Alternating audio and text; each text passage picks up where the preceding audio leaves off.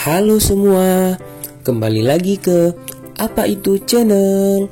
Setelah menonton, jangan lupa like, komen, share, dan subscribe, serta ikuti juga video lainnya. Wah, pohon apa itu teman-teman? Teman-teman ada yang tahu nggak? Wah, itu pohon pisang. Kira-kira pisang apa itu ya teman-teman? Kita cari tahu yuk.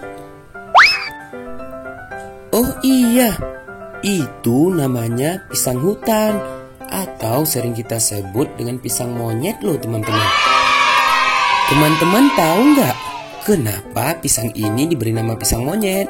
Itu karena pisang ini mudah tumbuh di hutan-hutan dan merupakan salah satu makanan favorit monyet-monyet loh teman-teman. Pohon pisang ini juga banyak tumbuh di lingkungan kita loh teman-teman. Biasanya dikarenakan pisang yang dimakan oleh kelelawar, burung, musang, dan hewan lainnya menjadi kotoran, dan kotoran itu dibuang di lingkungan kita loh. Tapi ada juga loh yang membudidayakan pisang jenis ini. Hehehe.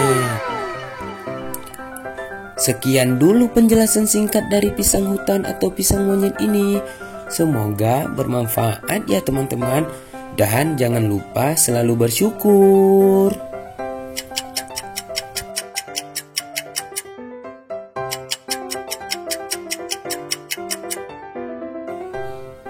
Bye-bye.